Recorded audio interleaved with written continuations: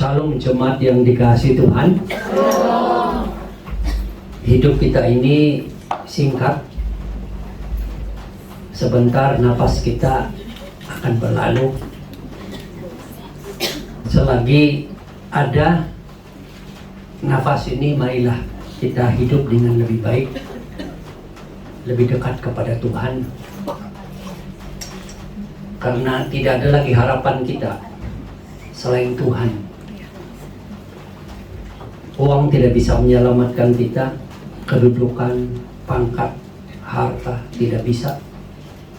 Yang bisa adalah iman kita. Dan hari ini saya akan membawa renungan firman Tuhan yang berbicara tentang iman. Mari kita melihat kitab di dalam Lukas pasal 18 ayat yang pertama hingga ayat yang ke-8.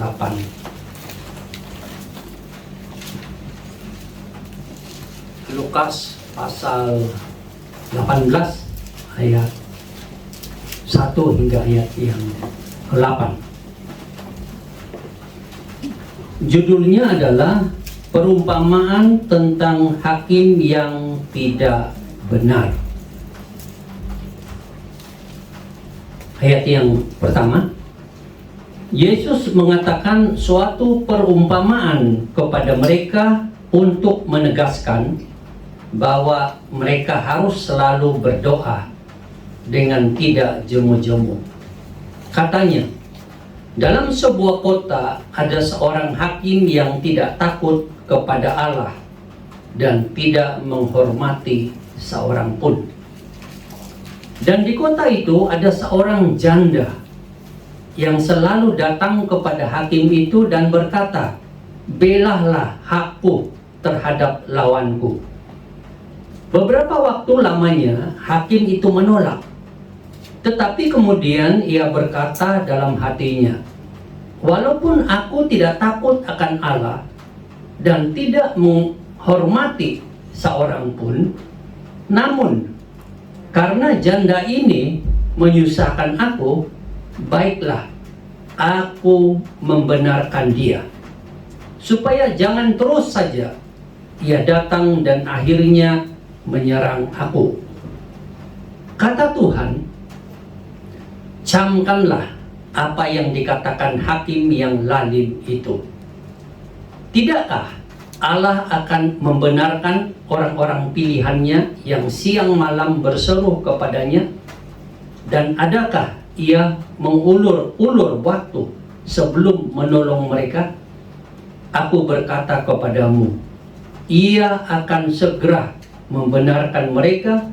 Akan tetapi, jika Anak Manusia itu datang, apakah ia mendapati iman di bumi?" Demikian jauh pembacaan firman Tuhan. Berbahagialah kita yang mendengar serta menyimpannya di dalam hati kita. Apa yang kita mau mengerti dari firman Tuhan ini? Yang pertama adalah Tuhan mau kita memiliki iman. Seperti seorang janda yang mungkin miskin dan tidak punya apa-apa ini. Iman di sini berarti percaya sepenuh hati. Itu iman. Iman itu berbicara tentang kepercayaan sepenuh hati. Memang iman itu tidak menyelamatkan, karena itu hanya percaya sepenuh hati. Yang menyelamatkan adalah iman kepada siapa? Saya percaya sepenuh hati kepada siapa? Dalam konteks ajaran Kristen, iman yang menyelamatkan adalah iman yang percaya kepada Tuhan Yesus Kristus sebagai juru selamat dan Tuhannya. Itulah iman. Jadi saat kita bicara saya diselamatkan oleh iman, artinya objek iman kita adalah Tuhan Yesus. Kalau kita hanya berkata saya diselamatkan karena beriman, itu belum selamat. Karena objeknya siapa? Kepercayaannya siapa? Tuhannya yang mana?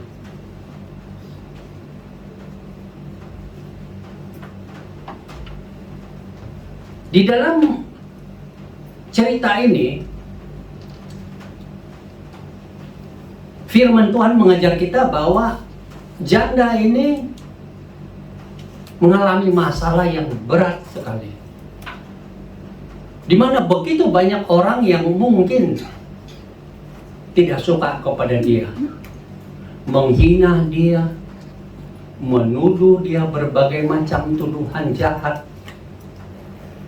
Sepertinya kalau dia berjalan, mungkin semua orang memandang dan mengeluarkan kata-kata yang tidak baik.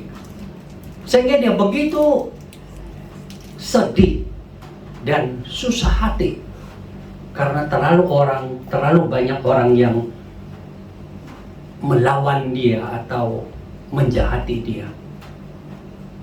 Nah, itu masalah yang dihadapinya. Tapi firman Tuhan memberitahu kita bahwa dia punya satu iman atau kepercayaan kepada orang yang bisa menolong dia, yaitu sang hakim.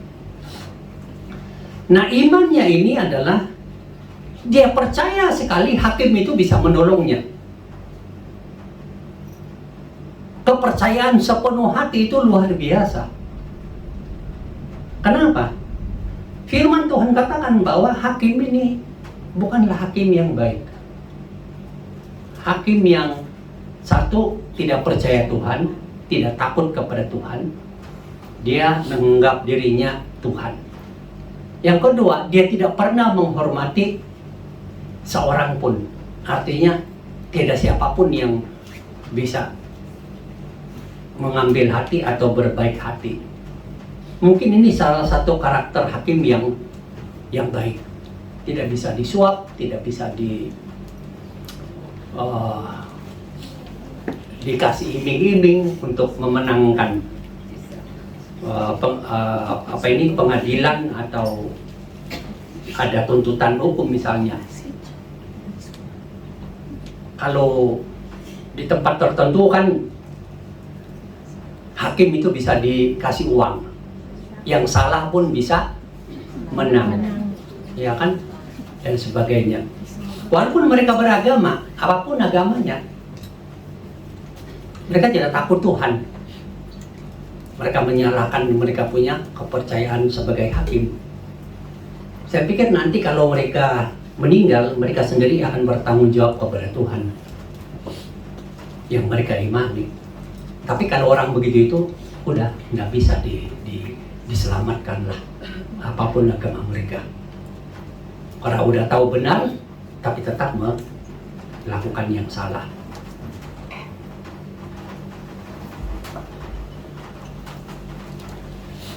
Si janda yang miskin ini atau mungkin banyak masalah ini punya iman percaya, walaupun orang itu hakim itu tidak baik, tapi dia punya iman kepercayaan. Hanya orang itu yang bisa menolong saya. Makanya hari yang pertama datang minta tolong, ditolak.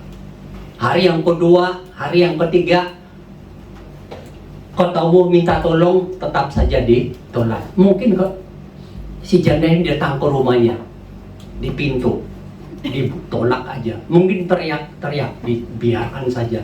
Atau hakim ini lagi sedang makan-makan, datang dia minta tolong. Jadi dia merasa terganggu.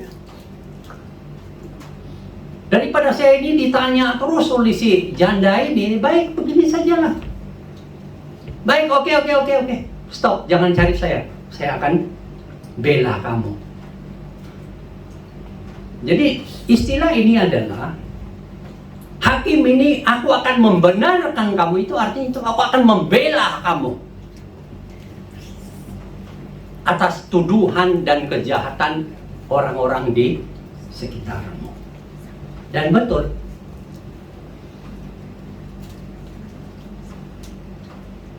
walaupun dari satu sisi hakim ini tidak baik, tapi di sisi yang lain dia masih bisa berbuat yang baik. Dan di sini Tuhan mau mengajar kita sesuatu. Apa itu? Tuhan mau melihat iman kita. Kata jangan jemu-jemu berdoa, itu hanya orang yang beriman yang bisa melakukan itu. Kalau sudah tidak iman, atau iman sudah tidak segar atau tidak kuat, sudah tidak akan mau berdoa. 2-3 kali tidak mau. Tidak tahu kenapa. Padahal tahu Tuhan, tapi kalau imannya lagi lemah, tidak mau. Tapi jangan jemu-jemu berdoa, jemu-jemu ini, jangan bosan, jangan berhenti, jangan mengalah. Terus saja berdoa, meminta pertolongan kepada Tuhan. Nah, itu bicara soal iman yang sejati kepada Tuhan. Kalau kita sudah percaya kepada Tuhan di dalam Yesus, menerima Yesus menjadi juru selamat dan Tuhan kita, dan kita percaya Dialah Tuhan kita, maka seharusnya hati kita itu terus-menerus mencari Dia, terus-menerus berseru kepada Dia, terus-menerus mengutamakan Dia, terus-menerus memiliki pikiran bahwa hanya Tuhan yang bisa menolong saya, tidak ada yang lain. Seperti janda ini, kenapa dia tidak minta tolong aja yang lain? Memangnya satu-satunya di situ. Mungkin ada yang lain, atau mungkin ada temannya. Ada ketua desa kah? Atau orang lain di sana akan minta tolong aja supaya digebukin semua orang-orang yang menjahati dia. Ya kan? Tapi dia tidak buat diri itu. Dia tahu yang hanya bisa menolong dia adalah Sang Hakim itu. Iman atau kepercayaan sepenuh hati itu menjadi teguran bagi kita, pengikut Tuhan. Sejauh mana kita memandang Tuhan itu satu-satunya penolong kita? Sejauh mana kita memandang Tuhan itu satu-satunya yang bisa melepaskan kita dari segala pergumulan dan masalah kita? Itu ditentukan oleh iman kita. Jadi kalau kita melihat bahwa Tuhan satu-satunya sumber pertolongan yang dapat menolong kita, menolong tubuh, jiwa, dan roh kita, seluruh seintero kehidupan kita, maka kita tidak akan melepaskan Dia. Kita tidak jemu-jemu meminta pertolongan kepada Dia. Kalau kita punya iman itu tidak kuat, maka satu, kita jarang mau cari Tuhan. Kita jarang berbicara kepada Tuhan. Kita jarang memohon kepada Tuhan. Mungkin dalam satu jangka waktu tertentu saja. Begitupun mungkin kita beribadah dalam satu jangka waktu tertentu saja. Mungkin dalam kegiatan rohani, ya hanya begitu-begitu saja, tapi tidak ada kesungguhannya di dalamnya. Kalau iman kita tidak kuat, tidak sejati. Atau kalau iman kita tidak sejati, kita mencari pertolongan di luar. Kita tidak melihat Tuhan sebagai sumber satu-satunya. Kita melihat pendeta, mungkin dia bisa menolong saya, padahal pendeta pun manusia yang sama, yang mengalami pergumulan manusia, masalah-masalah di dunia ini. Oh, mungkin saudara bilang, oh mungkin pendeta tertentu yang hebat. Enggak, dia tetap manusia, dia tidak akan bisa menolong. Semua pendeta dan hamba Tuhan hanya yang benar adalah Dia hanya membawa kamu untuk melihat Yesus. Menarik tanganmu dan membawa tanganmu, pegang Yesus. Menarik matamu, lihat Yesus. Nah, itu pendeta hamba Tuhan yang betul. Nggak bisa. Tapi kalau orang yang imannya itu kurang kuat, kurang sejati, kurang tekun, dia mulai mencari manusia di sekitarnya. Mungkin teman-temannya. Dia curhat, oke, Pak. Kalau itu menjadi sumber pertolongan, nggak bisa. Karena teman bukan menciptakan kita. Yang menciptakan kita adalah Tuhan. Dia tahu luar dalam. Apakah Tuhan tahu sakit hati saya? Tahu. Yesus pernah alami. Apakah Tuhan tahu saya dihina? Tahu. Yesus pernah dihina. Apakah Yesus mengalami saya ditinggalkan oleh teman? Yesus pernah alami. Dia tahu apa itu.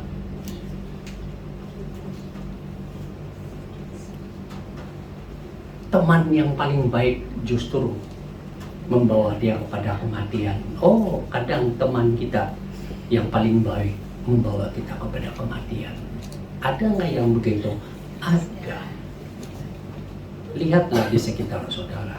Saudara pernah alami itu. Ya kan? Kalau saudara punya teman dekat dengan saudara, dengar baik-baik bahasanya. Kalau bahasanya menceritakan orang lain, keburukan orang lain, begitu kamu tidak ada bersama-sama dengan dia, kamu menjadi buah mulutnya. Karena ternyata dia punya kebiasaan yang dia tidak sadari. Dia ingatkan,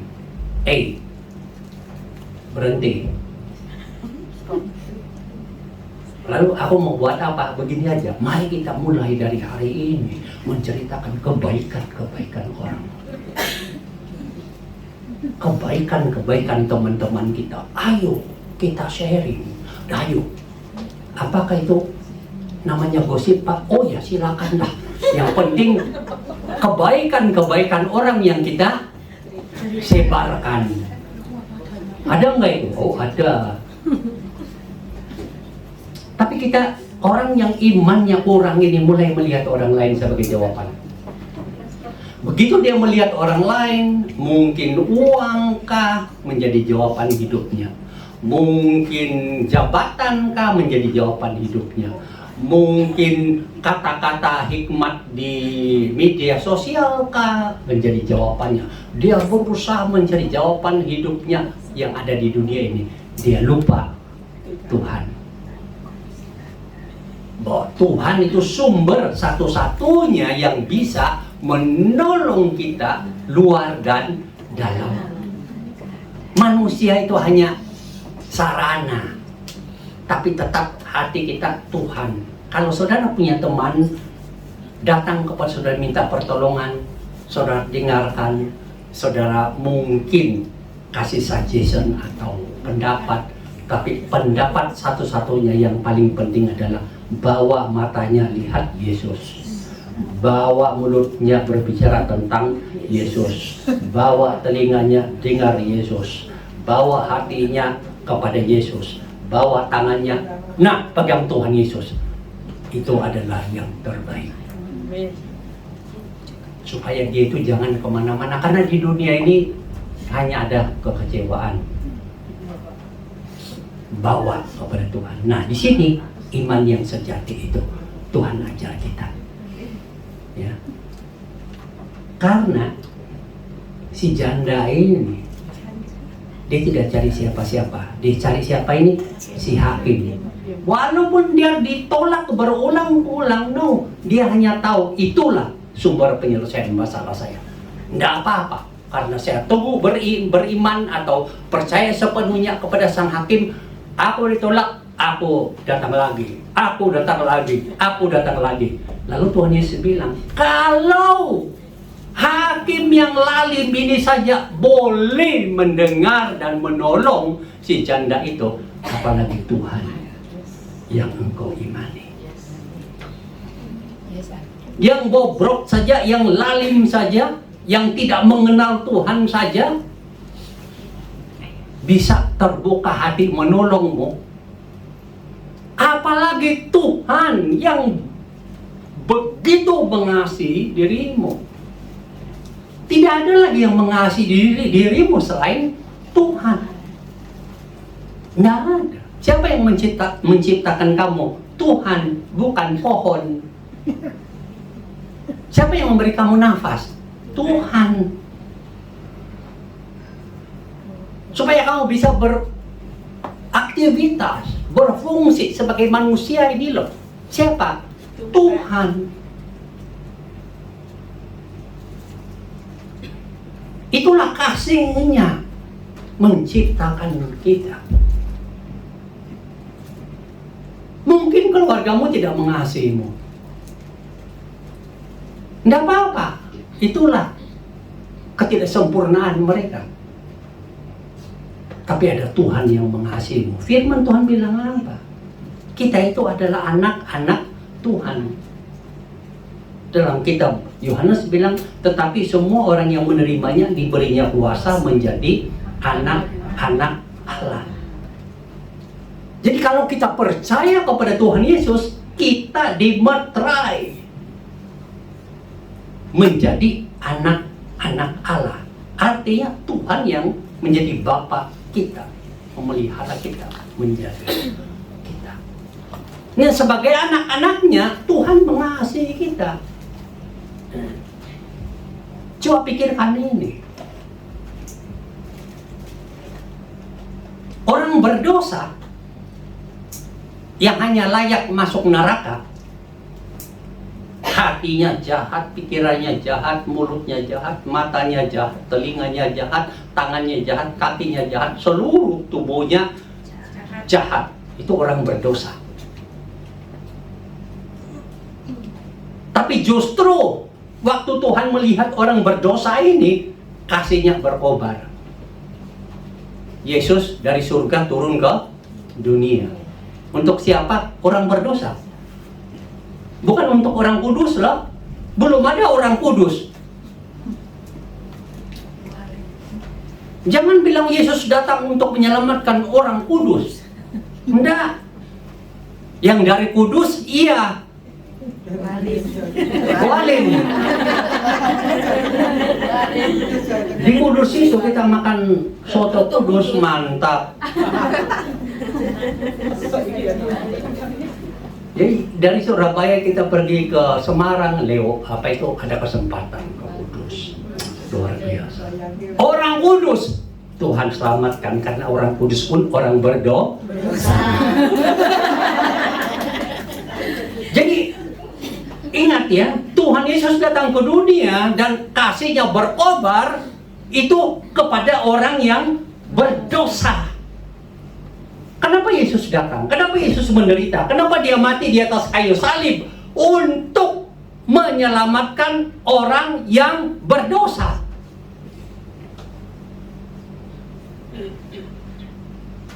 Kalau orang yang berdosa saja, dengar baik, kalau orang yang berdosa saja ini, Yesus dari surga datang ke dunia, menderita dan mati di atas kayu salib, begitu besar kasihnya untuk menyelamatkan mereka.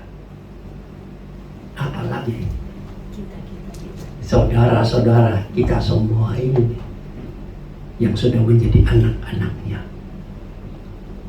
Kalau penyelamatan Yesus kepada orang berdosa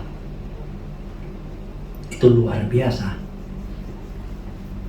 Pertolongan Tuhan kepada anak-anaknya, pemeliharaan Tuhan kepada anak-anaknya berlipat ganda. Jadi itu kasih Tuhan itu luar biasa. Makanya mata kita itu harus melihat Dia, dan iman kita itu berharap, bergantung kepada Dia. jangan berubah, jangan putus asa dalam kehidupan ini. Oh, saya ada masalah. Bagus, kamu sudah mengerti masalahmu. Karena ada orang yang tidak tahu masalahnya. Kenapa Bu, kamu khawatir? Nggak tahu Pak. Kamu khawatir apa? Aku juga nggak tahu Pak. Tapi khawatir terus. Oke, kita buat asesmen. Apa masalahmu ini? Tentang suami?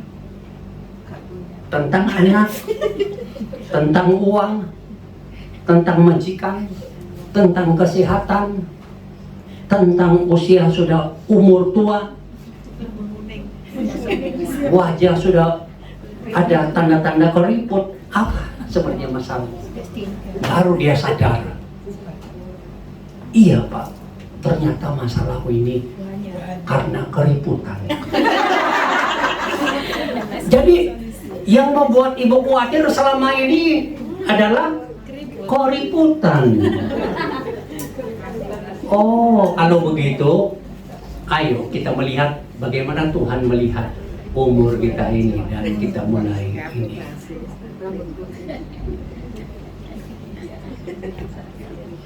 Apapun situasi dan masalah yang dihadapi oleh kita, Tuhan mau menolong. Tuhan mengasihi. Tuhan mau kita ada iman yang sejati, yang terus-menerus memandang Tuhan sumber pertolonganku, dan iman kita terus kuat dan terus meminta pertolongan, dan Tuhan meminta pertolongan dan meminta pertolongan. Di antara kita begitu luar biasa kita alami pertolongan Tuhan. Dan masih lagi ada banyak pokok doa kita di depan. Bahkan ada yang belum kita tahu apa itu mau didoakan, tapi rasa-rasanya banyak. Kalau mau didaftarkan, coba aja daftarkan apa yang sudah mau Tuhan tolong, dan terus doakan. Karena kenapa? Karena sudah tahu Tuhan sumber pertolonganmu, karena imanmu itu sejati, tidak bosan berdoa dan minta pertolongan. Dan saatnya nanti,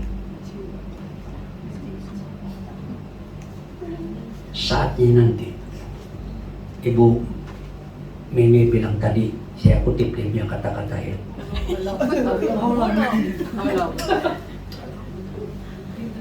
Walaupun pertolongan Tuhan itu tidak cepat, tapi tepat sekali. Betul?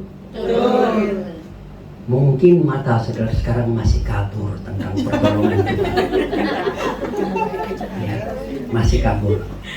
Tapi iman saudara itu betul-betul melihat dengan jelas bahwa Tuhan pasti menolong tepat, setepat-tepatnya, sesuai dengan waktu dan kehendaknya.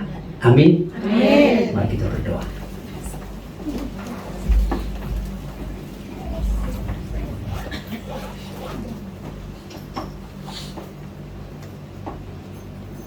Kalau imanmu kepada Tuhan sudah mulai luntur, engkau sudah bosan berdoa meminta pertolongannya, rendahkanlah hatimu dan akuilah dosamu. Katakan, Tuhan, aku berdosa di hadapan-Mu, karena aku jarang berdoa, bahkan sudah berhenti berdoa. Ampuni aku, Tuhan. Tuhan pasti akan mengampuni dan menolongmu untuk memiliki iman yang sejati, yang segar, untuk kembali terus melihat Tuhan, melihat pertolongan Tuhan. Siapa sumber pertolongan hidupmu? Kalau selama ini saudara melihat dunia ini dan apa ada di dalamnya yang menjadi sumber pertolonganmu, dan kau lupa bahwa Tuhan satu-satunya sumber pertolonganmu, luar dalam kehidupanmu, tubuh, jiwa, dan rohmu, akui bahwa kau berdosa di hadapan Tuhan. Tuhan mengampuni.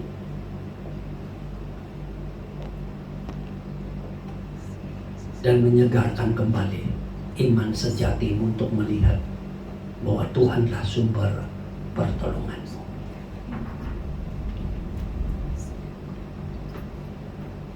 Berapapun daftar masalah yang kau hadapi saat ini, datanglah kepada Tuhan. Dia pasti menolongmu, karena engkau adalah anak-anak kesayangannya.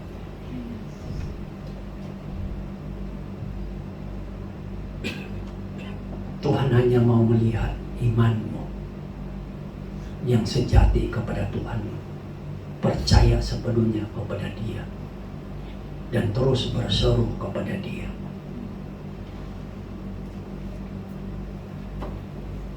Tuhan pasti menolong. Mungkin ada di antara saudara yang berkata, aku ingin mengenal Tuhan Yesus lebih dalam,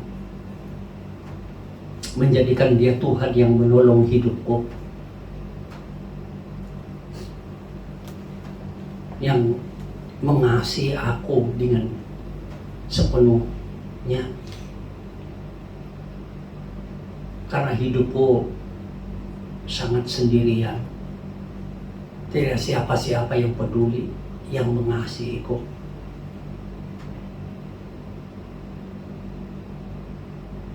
Kalau engkau mau mengenal Yesus, bahkan mau membuka sedikit saja relung hatimu, percaya kepada Dia, berkata, aku mau percaya kepada Yesus, ikuti doa ini di dalam hatimu, dan Yesus akan mengubah hidupmu menjadi baru,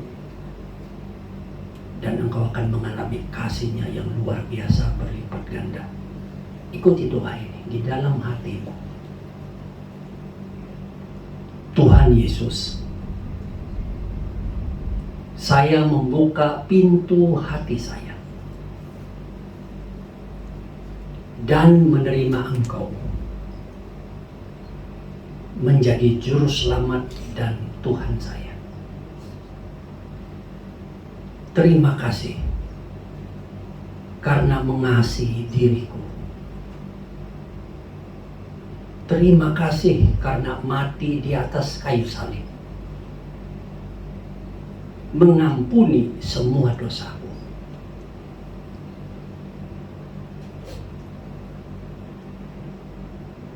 Tinggal dan berkuasalah di dalam hatiku.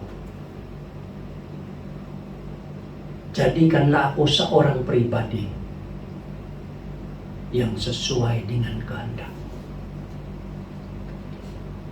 Saudara yang sudah mengikuti doa tadi, entah beberapa tahun yang lalu, atau beberapa bulan yang lalu, atau baru kali ini pertama kali mengikuti doa itu,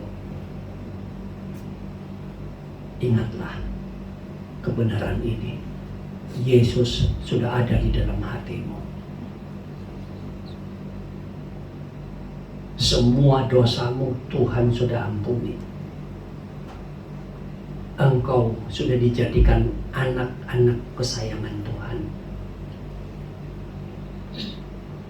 Tuhan sudah menciptakan engkau baru. Hidup lamamu sudah tidak ada. Yang ada adalah yang baru. Tuhan sudah menulis namamu di surga. Kelak nanti Yesus akan datang ke dalam dunia ini. Dia akan membawa engkau masuk ke dalam kerajaan surga. Ya Tuhan, terima kasih untuk firman-Mu yang mengingatkan kami bahwa sesungguhnya imanlah yang paling penting di dalam kehidupan kami. Beriman kepada Tuhan satu-satunya Juru Selamat dan Tuhan kami, sumber pertolongan hidup kami. Dalam apapun pergumulan hidup kami, kami yang memiliki iman percaya sepenuh hati ini terus berseru kepada Tuhan, tidak jemu-jemu, karena kami tahu Tuhanlah penolong kami. Tolonglah kami semua ya Tuhan, supaya di saat hidup kami berat, hati kami berat dengan segala masalah hidup ini, kami melihat Tuhan dengan jelas dan berseru kepada Tuhan setiap waktu, setiap saat. Terima kasih Tuhan untuk firman-Mu yang mengingatkan kami. Di dalam nama Tuhan kami, Yesus Kristus, kami sudah berdoa. Amin. Tuhan memberkati kita semua.